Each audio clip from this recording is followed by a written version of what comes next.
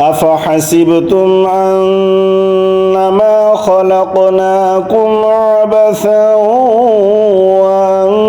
وأنكم إلينا لا ترجعون فتعالى الله الملك الحق لا إله إلا هو رب العرش الكريم ومن يدع مع الله إلها آخر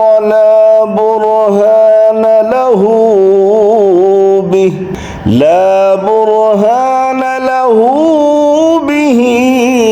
فإنما حسابه عند ربه إنه لا يفلح الكافرون